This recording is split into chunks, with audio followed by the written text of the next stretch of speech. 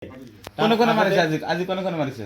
আব্দুল জব্বাৰ, তাৰপাছত খোকা, আব্দুল জব্বাৰৰ ৱাইফ, তাৰপিছত আনালি আৰু এটা কি আছিল নাম আব্দুল জব্বাৰৰ সৰু ভাইক, তাৰপিছত খোকা আৰু এই কি কয় ভূমাপিয়া জহৰ আলী ভূমাপিয়া এটা নাম্বাৰ 1 আৰু খোকা ভূমাপিয়াৰ নাম্বাৰ 1 আমাৰ সেই অঞ্চল কদমতলা তৃতীয় খণ্ডত সিহঁতে এই ধৰণৰ যিটো মাটিৰ ৱাৰিছ নাথাকে কিছুদিনৰ কাৰণে সেই মাটিবিলাকত সিহঁতে এনেকৈ নাম চাম সোমাই দি পেলাই জবৰদস্তি ডুপ্লিকেট দলিল বনাই পেলাই সিহঁতে এনেকৈ মানুহক নিৰহ মানুহক অত্যাচাৰ কৰে।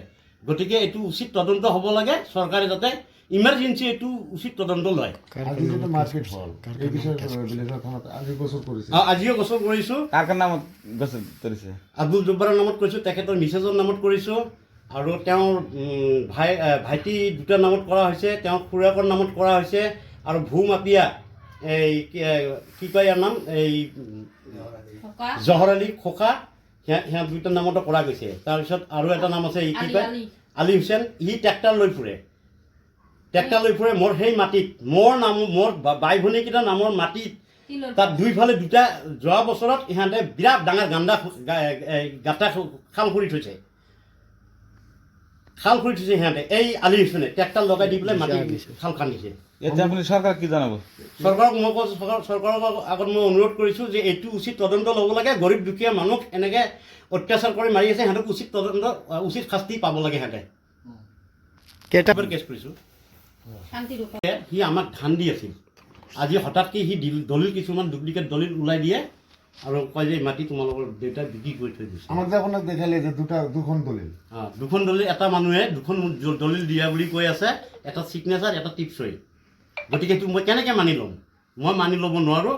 মই আইনৰ সাহাৰা লৈছোঁ, আইনে যিটো কৰে মই সেইটোৱে মই মানি ল'ম।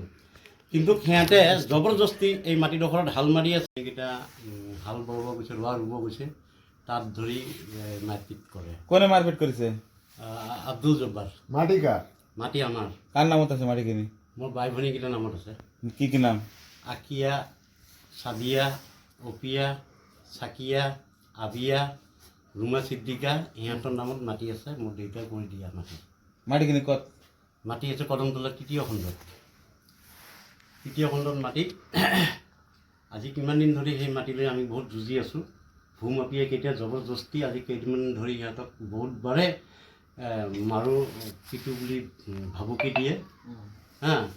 আৰু আমি থানাত ইজাৰি কৰিছিলোঁ। আজি 4 দিন 10 তাৰিখত ইজাৰি কৰিছিলোঁ। যোৱা 10 তাৰিখত ইজাৰি এখন কৰিছিলোঁ। ইজাৰিত কোনো তদন্ত নোহোৱা অচি ছাৰে কৈছিল যে যাক দিছে সি তদন্ত কৰিব দিছিল, কিন্তু সি তদন্ত কৰা নাই। কি কাৰণত কৰা নাই সেইটো মই নাজানো। আচলতে সিহঁতে কি কাৰণে আপোনাৰ জমিন বা মাটি কি কাৰণে দখল কৰিবলৈ লৈছে? সিহঁতৰ কোনো ডকুমেণ্টছ নাই। সিহঁতে কিছুমান ভুৱা দলিল দেখুৱাইছে। আমাৰ দেউতা